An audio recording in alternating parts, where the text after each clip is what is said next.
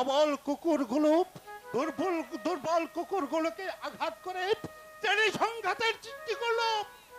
দস্তুর মতো আমিও তো একটা মানুষ, আমারও আছে খোদার জ্বালা।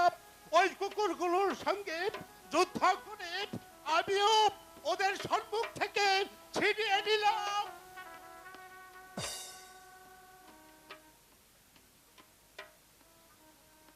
এই এই সেই রুটি, যে রুটির জন্য ওই কুকুরগুলো যুদ্ধ করছে। বুঝতেই পারলো না কুকুরগুলো এই এই কাঙ্ক্ষিত খাবারের জন্যই তারা যুদ্ধে নেমেছে। সেই এক টুকরো রুটি এখন আমার হাতে।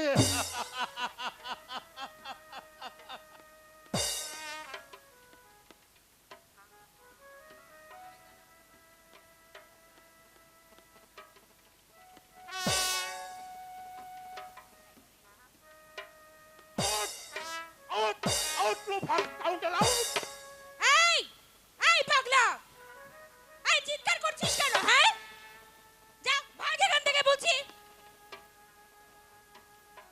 আমি আমি চিৎকার করছি? কই কই না তো মেম সাহেব, আমি চিৎকার করছি না, চিৎকার করছে আমার ভেতরে ক্ষুধার্ত যে জন্তুটা আছে না, সেইটা ক্ষুধার জ্বালায় হাহাকার করছে। যার শব্দ তোমার কাছে চিৎকারের ন্যায় শোনা যাচ্ছে। যাচ্ছি, তবে খেতে দাও। খাবার খেয়ে এই পেট নামক রাক্ষসটাকে শান্ত করে আমি নিঃশব্দে এখান থেকে চলে যাব। কি বললি পাগলা? খেতে দেব তোকে না? খেতে দেব? হ্যাঁ,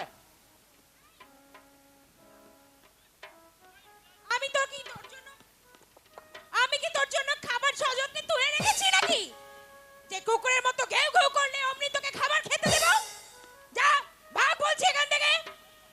নইলে দৈবেকটি মেম সাহেব, লাথি মেরে তোকে আমি এখান থেকে দূর করে দেব। লাথি মারবেন হ্যাঁ আমাকে? হ্যাঁ, না মেম সাহেব, লাঠিটা যদি মারতে হয় তাহলে মারুন আপনার সেই বিবেক বিতারককে। তাহলে আপনি বিলাসবহুল জীবন তো চান, একটা ভালো কাজ সারা জীবনের জন্য সাক্ষী হয়ে থাকবে। কি? ওরা কারা? কারা ওরা? ওই যে উঠানের উপর একদল লুফার স্কাউন্ডেল, বক্সে জীবন যৌবনের জল তরঙ্গবাজি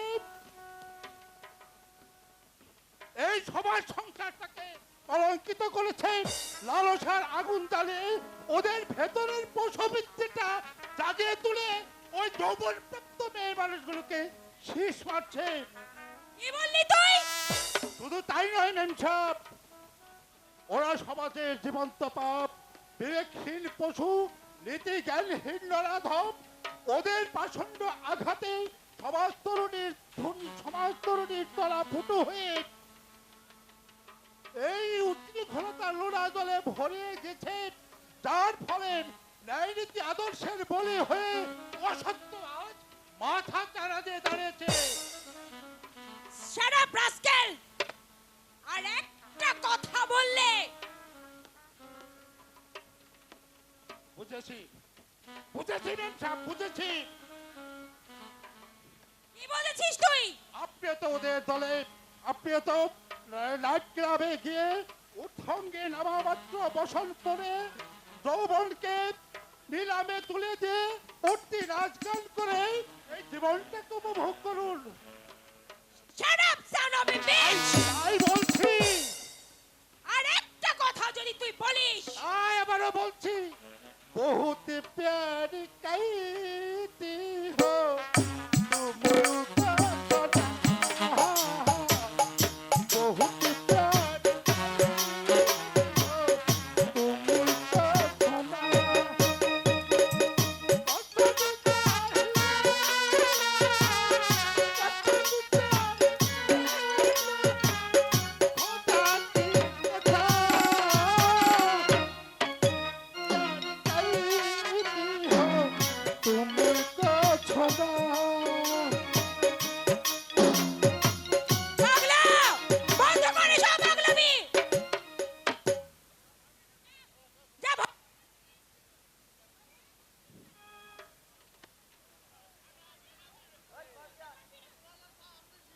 শিক্ষা দেবে, আমাকে আমাকে শিক্ষা দিতে হবে না। এই সমাজের বিষ আমি গন্ডুস বনে পান করেছি। শিক্ষাটা তোমার বিবেক বিচারককে দাও, তাহলে তোমাদের নীতির পরিবর্তন ঘটবে। হ্যাঁ, শিক্ষাই তোকে আমি দেব। কুকুরকে আমি মুগুর মেরে বুঝিয়ে দেব। ওরা রাস্তার কুকুর আর আমরা হলাম সভ্য সমাজের ভদ্র মানুষ। বিকেলটির সাথে অযথা বাক্যালাপ না করে গা গুতু মেরে বিদায় করে দাও। এরা সমাজের জঞ্জাল, এরা সমাজের জীবন্ত পাপ। কি বললে? কি বললে তুমি? তুমি তুমি সভ্য সমাজের ভদ্র মানুষ? এই কুলাঙ্গার চিপ! তুমি ভদ্র মানুষ হলে একটা অন্যের কণ্ঠে সুর মিলিয়ে এই সমাজটাকে তুমি কটাক্ষ করে কথা বলতে পারতে না। তুমি ভদ্র মানুষ হলে নেতাজি সুভাষচন্দ্র বসু, সূর্য সেন, ব্যগ্র শিশু ক্ষুদিরাম এরা কি ছিল বলতে পারো? Shut up, rascal! আর একটা কথা বললে সুতু মেরে তোর 32 ইঞ্চি মুখটা আমি 36 ইঞ্চি করে দেব। হ্যাঁ, যা ভাগ এখান থেকে। আমি যাচ্ছি। তবে হ্যাঁ, যাওয়ার বেলায় তোমাকে একটা কথা বলে যাচ্ছি, গরিব দাদার টাকা, পরিশ্রমের কষ্টের যে টাকায় তুমি এই শহরে এসে আধুনিক শিক্ষায় শিক্ষিত হয়ে ন্যায় নীতি আদর্শের গলা টিপে তুমি হত্যা করতে চলেছ। তুমি এই চরম বাস্তবতাটাকে অস্বীকার করছ। এই বিলাসের রঙিন স্বপ্নে বিভোর হয়ে এই দারিদ্রতার লেভেল খুলে জাহাজ বিক্রি করে যে দাঁতে উঠার চেষ্টা তুমি করছো তা কোনোদিনই সফল হবে না। ময়ূর রেখো, কাক যতই ময়ূর সাজার চেষ্টা করুক না কেন, কাক কিন্তু কখনো ময়ূর হতে পারে না, ময়ূর হতে পারে না। তাই যাওয়ার বেলায় তোমাকে আমি বলে যাই, কি বলবে তুমি? ভুল করে তুই সোনা ফেলে কাচের বালা করিস রে হাত। ভুল করে তুই সোনা ফেলে কাচের বালা করিস রে হাত। ও যে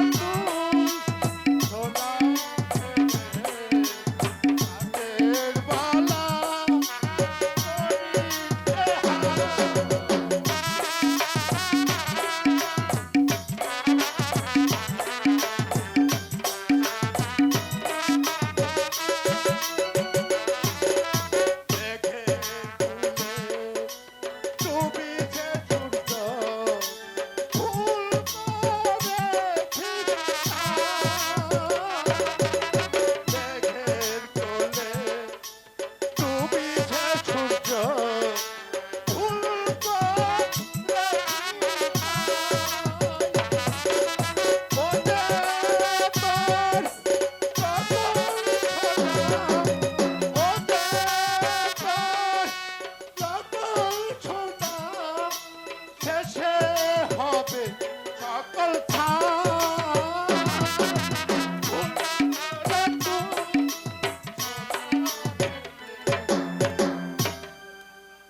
বড্ড উন্মাদ, তাই কিছু পাগলের প্রভাব শুনিয়ে গেল আমাদের।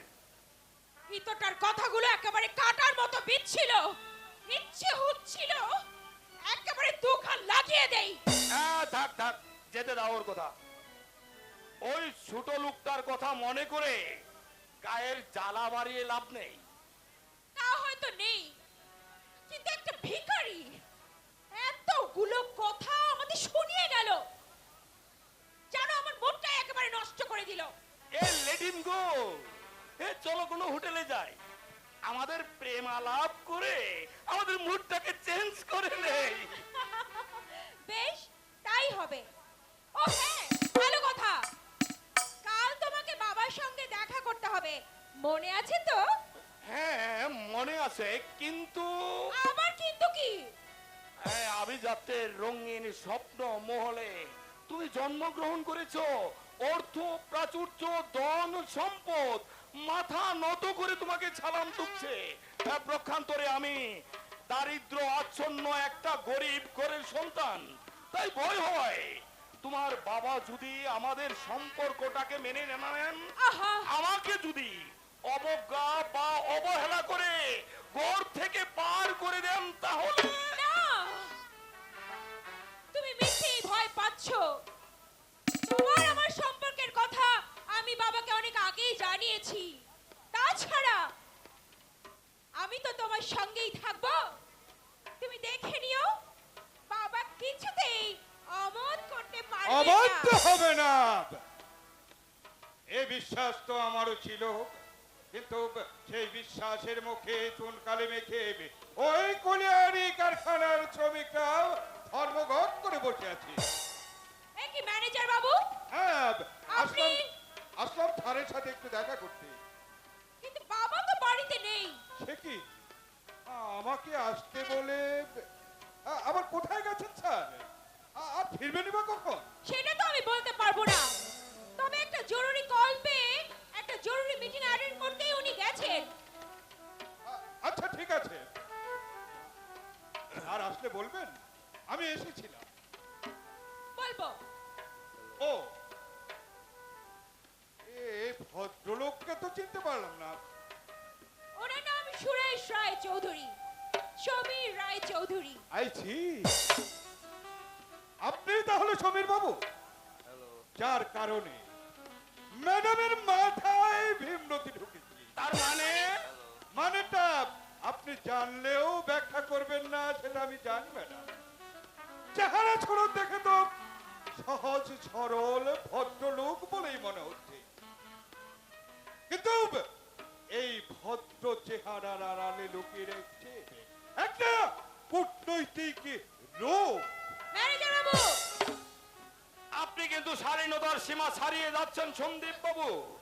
একটা ভদ্রলোক সম্বন্ধে এমন হেয় মন্তব্য করা কোন লুফার কাউন্ডেল ছাড়া অন্য কারো মুখে শোভা পায় না। আমি না হয় লুপার স্কাউন্ডেল, কিন্তু আপনি কি বিদ্যাসাগরের মহাপুরুষ? ম্যানেজার বাবু, let me finish madam, let me finish. একটা গরিব ঘরের সন্তান বাস্তবতাকে অস্বীকার করে নিজের বুদ্ধি আর কৌশলে রাজকন্যা সহ রাজত্বকে হাসিল করতে চাচ্ছে। আমাকে একটু ওয়েলকাম জানাতে দিন। Goodbye, goodbye mister Roy, goodbye. যত সব গিরিঙ্গিবাজির দল।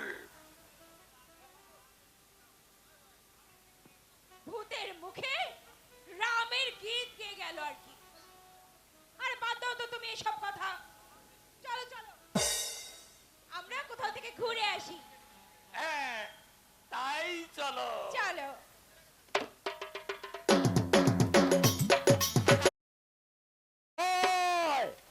অভয়, বলি গেল কোথায় সব? আচ্ছা, বাড়িতে কি এক দণ্ড কারো থাকতে নেই? শহর থেকে লেখাপড়া শেষ করে আমার ভাই সমীর কাল বাড়ি আসছে। কোথায় একটু জোগাড় যন্ত্র করবে সেদিকে কারো খেয়াল নেই। হাজার হোক এমএ পাস বলে কথা। হ্যাঁ, আমার ভাই সমীর মস্ত বড় বিদ্বান হয়ে বাড়ি ফিরছে। ভাবতে আমার কত আনন্দ লাগছে। ভগবানের কৃপায় এতদিন পরে বুঝি আমার স্বপ্নের সংসার আজ সোনায় ফলে ফুলে ভরে উঠেছে। আমার স্বপ্নের সমাপ্তি হবে। অভয় অভয় অভয় আমায় ডাকছেন দাদা বাবু? এই ডাকছেন দাদা বাবু? এই হতভাগা, কোথায় থাকিস বলতো? ডাকতে ডাকতে আমার গলাটা ধরে গেল, অথচ তোদের কোনো সারা শব্দ নেই। তা তো বুঝলাম, কি হয়েছে বলবে তো? তার কারণে ডাকতে ডাকতে একেবারে বাড়িটা মাথায় তুলে ফেলেছো। এই এই হতভাগা, কাল যে আমার ভাই সমীর বাড়িতে আসছে, বলি সে খেয়াল কি আছে? খেয়াল থাকবে না কেন? ঘরের ছেলে ঘরে আসছে, এতে ব্যস্ত হবার কি আছে? বলিস কি রে? আমি ব্যস্ত হব না, 100 বার ব্যস্ত হব। 100 বার হবে, 1000 বার হবে। ছটা একেবারে এমএ পাস করে মস্ত বড় সাহেব হয়ে মেজদা বাড়ি ফিরছে, হ্যাঁ। তার দাদা ব্যস্ত হবে না? হবে কি ওই হরিদাস পা? হ্যাঁ, ঠিক বলেছিস, তুই ঠিক বলেছিস অনন্ত।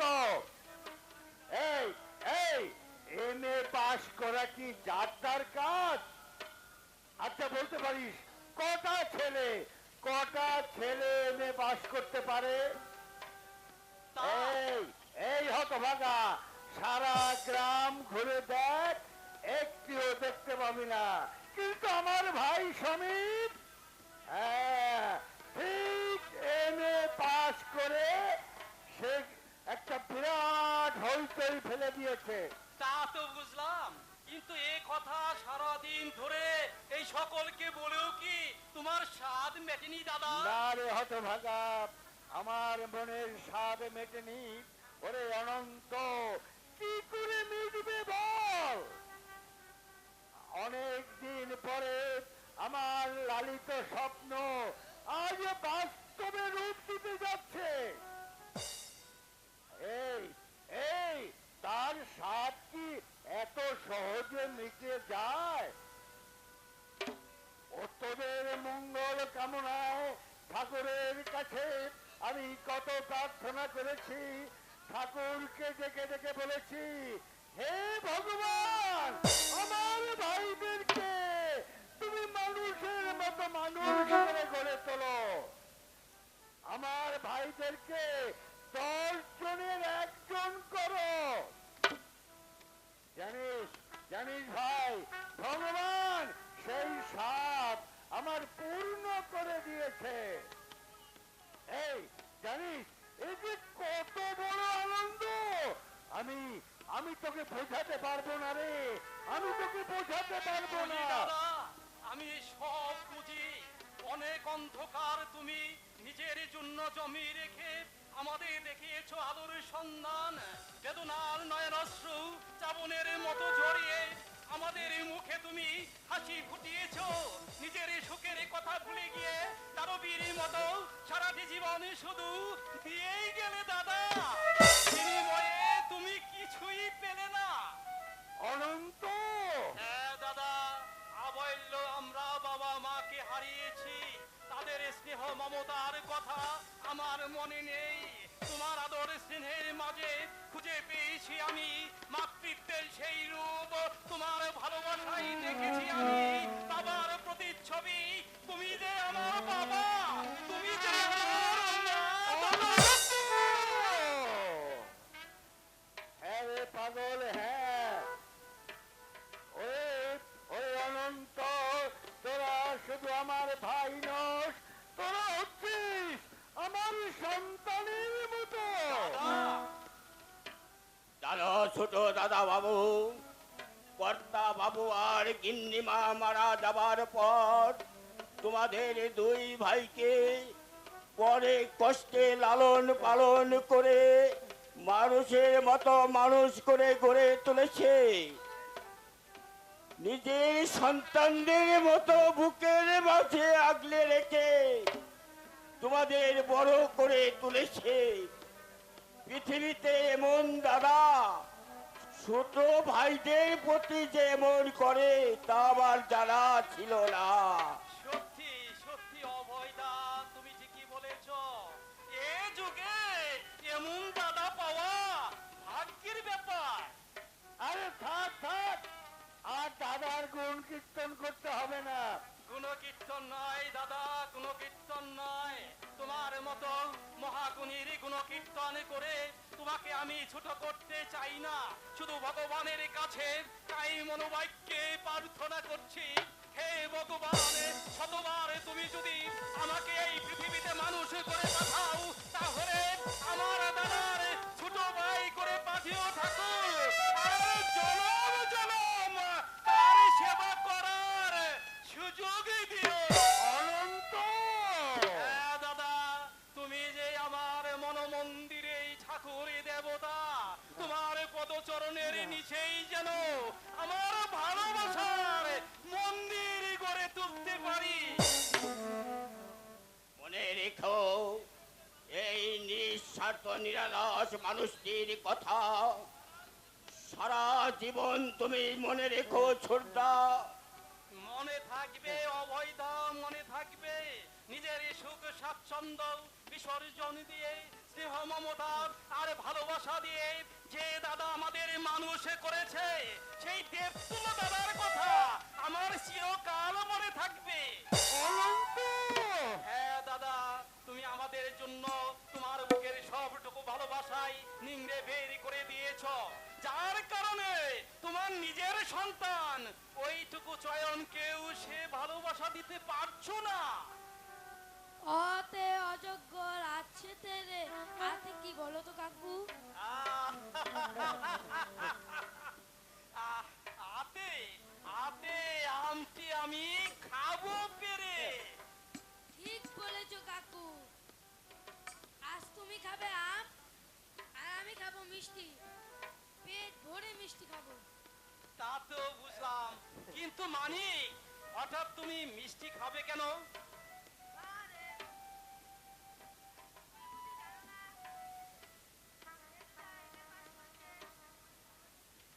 তোদের গ্রামের সবাই বলছে, আর সে আনন্দে বাবা আমাকে মিষ্টি খাওয়াতে চেয়েছে, তাই না বাবা? হ্যাঁ রে পাগলা, হ্যাঁ। আজ আজ আমি তোদের সবাইকে পেট ভরে মিষ্টি খাওয়াবো। বুঝেছি সোনা, আমি ঠিকই বুঝেছি। অনন্ত, দাদা, যা বাজারে গিয়ে কয়েক কিলো ভালো মিষ্টি নিয়ে আয়। আজ আজ আমি নিজে হাতে গ্রামের সবাইকে আমি মিষ্টি মুখ করাবো। কিন্তু দাদা, আমি যে এক্ষুনি কুলিয়ারি যাব, হ্যাঁ? তুমি বরং অবৈদাকে বাজারে পাঠাও। হ্যাঁ, আমি তো তা নয় পাঠালাম, কিন্তু অনন্ত, হঠাৎ হঠাৎ তুই কুলিয়ারিতে যাবি কেন? একটা কোম্পানিতে হ্যাঁ। চাকরির জন্য আবেদন করেছিলাম, সাক্ষাৎকার নেয়ার জন্য হ্যাঁ। আমাকে ডেকে পাঠিয়েছে। হ্যাঁ, তা তো বুঝলাম, কিন্তু কিন্তু তুই ফিরবি কখন? দাদা, হ্যাঁ? সাক্ষাৎকার শেষ হলে হ্যাঁ। আমার বাল্য বন্ধু রণজিতের ওখানে যাব, হ্যাঁ। তারপর সোজা বাড়ি ফিরে আসবো। সে কি রে? আরে কাল সমীর বাড়িতে আসছে, তার সঙ্গে দেখা না করে? তাতে কি হয়েছে দাদা? মেজদা তো আর কালি চলে যাচ্ছে না, ফিরে এসেই না হ্যাঁ। হয় দেখাটা হবে। আমি আসি দাদা।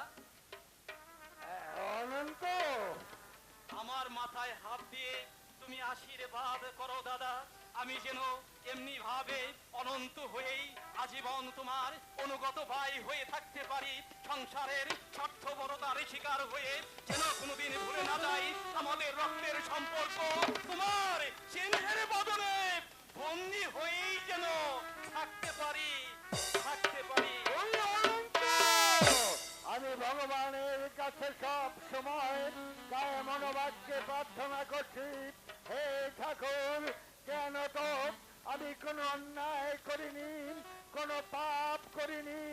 আমার অনন্ত, আমার সমীর, ওরা শুধু আমার ভাই নয়, ওরা আমার সন্তান।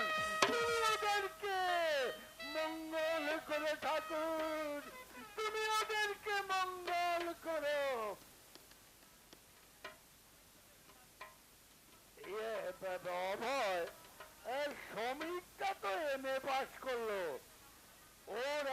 ব্যবস্থা ও নিশ্চয়ই করে নিতে পারবে। ভাবনা হয় শুধু অনন্তর জন্য।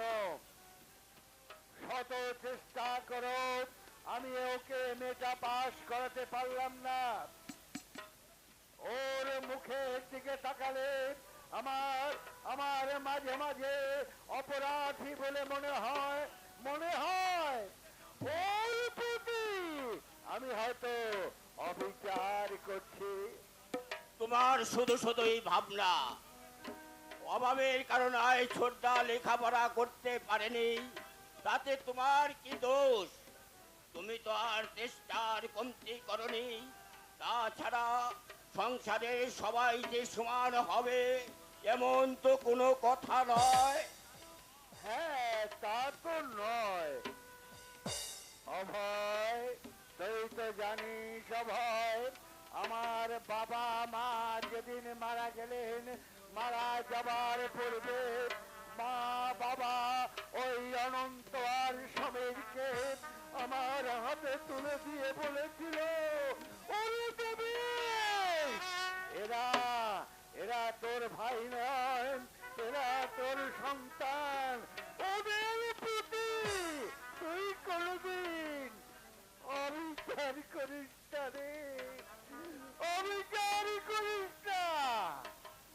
জানিস জানিস অভয়, বাবা মার কথা মনে করে মাঝে মাঝে আমার মনে হয় আমি আমি দায়িত্ব কর্তব্য পালন করতে গিয়ে আমি কোনো ভুল সিদ্ধান্ত নিচ্ছি না রে, ভুল সিদ্ধান্ত নিচ্ছি না। ঠাকুর, ওগো ঠাকুর, বাবা মার মৃত্যুর সময় আমি বাবা আমাকে যে কথা দিয়েছিলাম, আমার অনন্ত আমার সমীরকে আমি মানুষের মতো মানুষ করব, ওদের মানুষ করতে গিয়ে আমি যদি কোনো অন্যায় করে থাকি, কোনো ভুল করে থাকি, তোমরা তোমরা একটু মার্জনা করো, তোমরা আমাকে মার্জনা করো, তোমরা আমাকে মার্জনা করো।